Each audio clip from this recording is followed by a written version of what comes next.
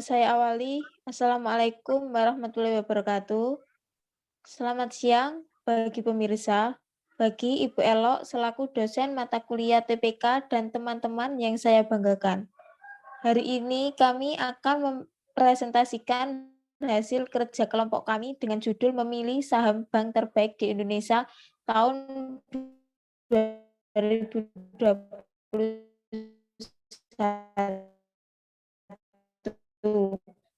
dengan metode AHX.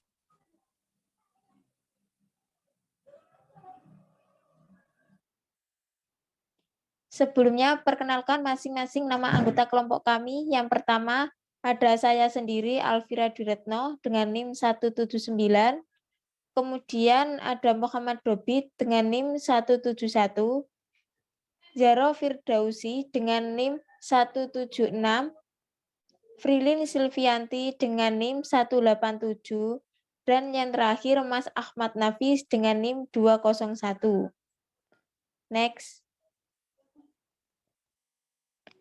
Baik, judul kami adalah memilih saham bank terbaik di Indonesia tahun 2021 dengan metode AHP. Mengapa kami memilih judul ini? Karena memilih saham untuk investasi itu menjadi hal yang rumit. Kebanyakan dari mereka itu bingung antara mau ikut dengan rumor dan saham yang paling ramai diperdagangkan, atau mencari saham yang tahan banting dan dalam kondisi apapun. Apalagi biasanya itu investor baru yang belum memiliki pengalaman dan sedikit pengetahuan untuk masuk ke pasar saham. Tapi langsung mendulang cuan bisa panik dan kapok ketika mendapati portofolionya turun. Ya, kami mengambil judul memilih saham bank terbaik di Indonesia tahun 2021. Next. Selanjutnya, apa itu saham dan apa itu metode AHP?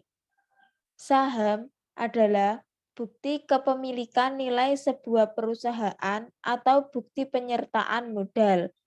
Dan metode AHP adalah sebuah metode untuk memeringkat alternatif keputusan dan memilih yang terbaik dengan beberapa kriteria.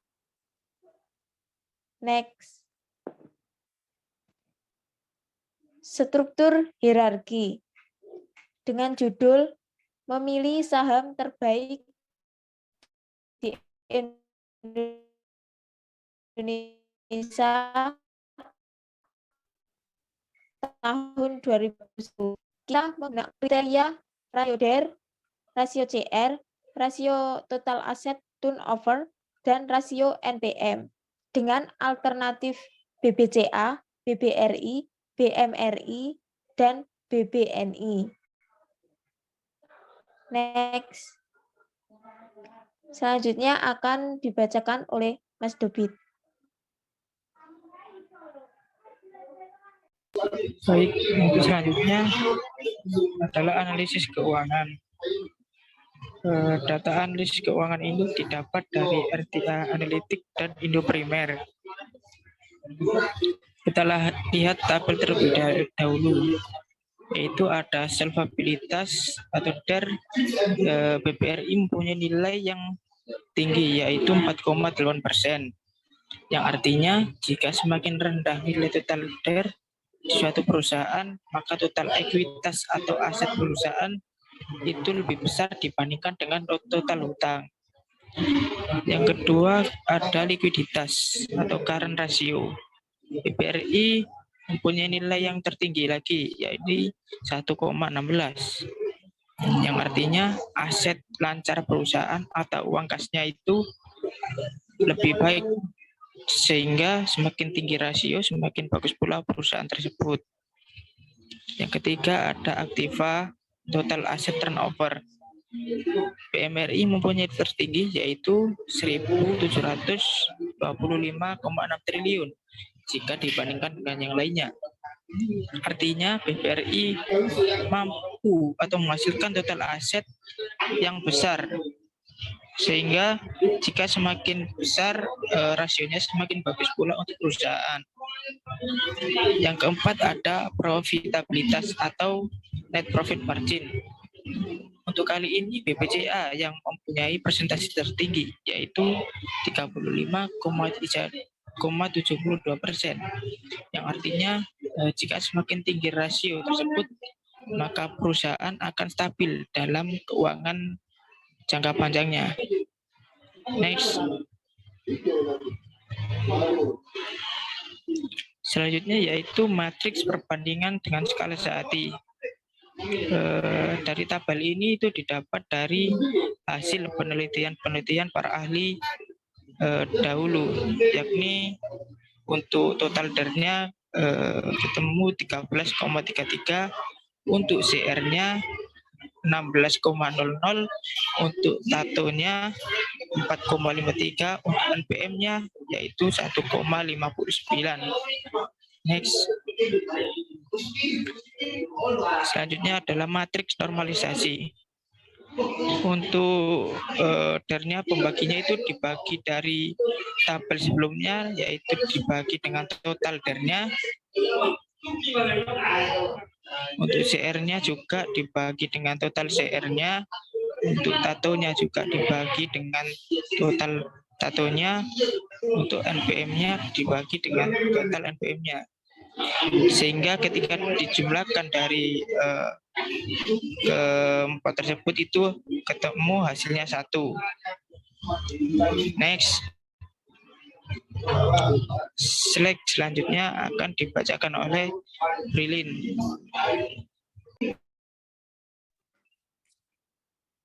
Baik, selanjutnya yaitu nilai eigen kriteria. Nah, nilai eigen kriteria ini didapat dari penjumlahan pada hasil tabel sebelumnya, yakni tabel nilai matriks normalisasi, lalu dibagi dengan jumlah kriteria.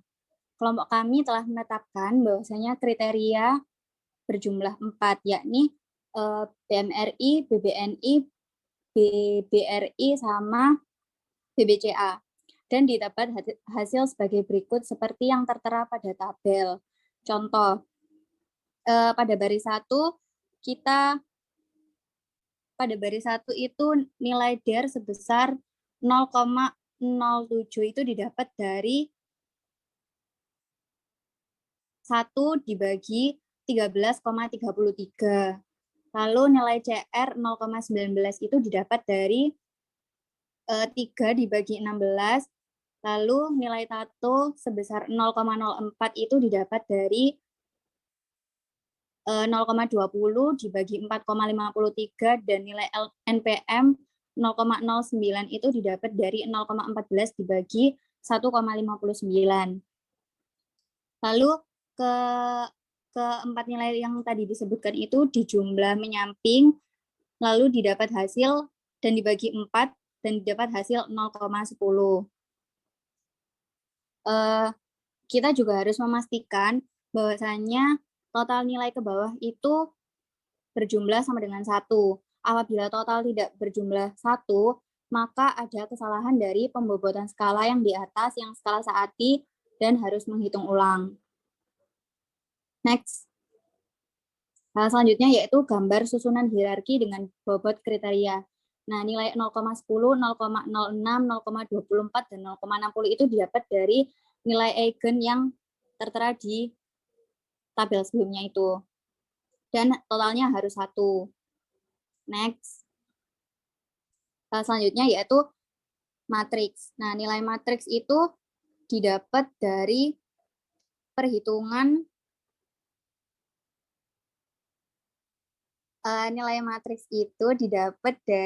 pembobotan skala Sehati. Cara menghitungnya adalah baris dikalikan dengan kolom. Jadi 1 itu dikalikan dengan 0,10, 3 dikalikan dengan 0,06, 0,20 dikali dengan 0,24, 0,14 dikali dengan 0,60, lalu hasilnya didapat di sampingnya yaitu 0,41, 0,24, 1,12, dan 2,56. Next. Selanjutnya yaitu menghitung konsistensi matriks kriteria. Didapat rumus yaitu 1/n dibagi dengan penjumlahan dari hasil matriks tadi dibagi dengan nilai eigen dan didapat hasil sebesar 4,21. Selanjutnya yaitu menghitung indeks konsistensi dengan rumus CI sama dengan nilai 4,21 tadi dikurangi dengan N-nya yaitu 4 lalu dibagi dengan 4 min 1 ketemu 0,07. Selanjutnya menghitung rasio konsistensi. CR sama dengan 0,07 dibagi 0,9, di mana 0,9 ini didapat dari tabel AHP yang ada di laporannya, dan ketemu hasilnya 0,078. Nah, hasil perhitungan rasio konsistensi ini tuh menunjukkan kurang dari 0,10, sehingga membuktikan bahwa hasil perbandingan dapat diterima atau konsisten. Next, selanjutnya akan dijelaskan oleh Zahra Firdausi. Lalu selanjutnya adalah pemberian bobot berdasarkan perhitungan AHP. Nah, dalam gambar berikut, ditentukan pada rasio DER bahwa BNI mendapatkan nilai sebesar 0,125, lalu Mandiri sejumlah 0,078, BBCA mendapatkan nilai 0,306, dan BBRI mendapatkan nilai 0,492. Lalu gambar yang kedua adalah rasio CR. Pada BNI mendapatkan rasio CR sebesar 0,308, lalu BMRI mendapatkan nilai 0,165, BBCA 0,094, BRI mendapatkan nilai 0,433. Lalu gambar yang selanjutnya adalah rasio TATO. BNI mendapatkan nilai sebesar 0,130, Mandiri sebesar 0,456, BBCA mendapatkan nilai 0,185, dan BBRI mendapatkan nilai 0,229. Lalu rasio yang terakhir adalah NPM. Pada BBNI mendapatkan nilai sebesar 0,078, Mandiri mendapatkan nilai 0,287, BBCA 0,584, dan BBRI mendapatkan nilai 0,51. Nah, hasil tersebut mendapatkan gambaran bahwa BBCA mendapatkan nilai BBNI mendapatkan nilai 0,114, BMRI mendapatkan nilai 0,308, BBCA 0,404, dan BBRI mendapatkan nilai 0,174. Dapat disimpulkan bahwa BBCA merupakan bank yang paling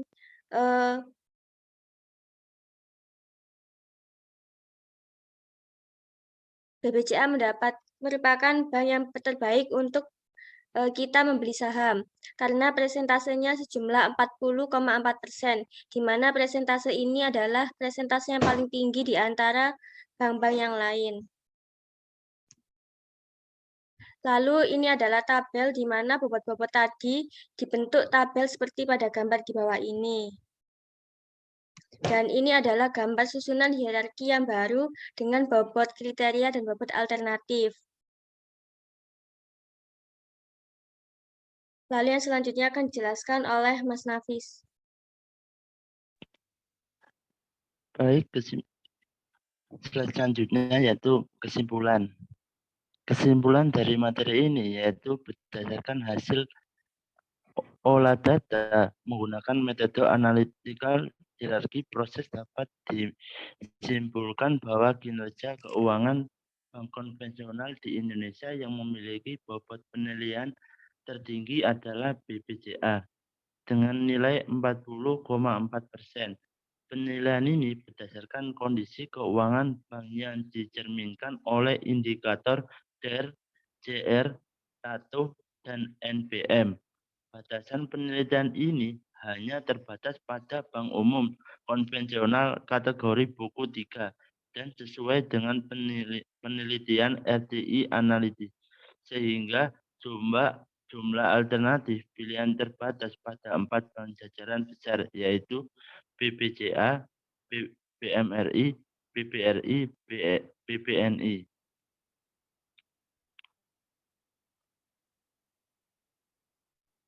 Nah, demikian presentasi dari kami, kurang lebihnya terima kasih. Wassalamualaikum warahmatullahi wabarakatuh. Waalaikumsalam warahmatullahi wabarakatuh.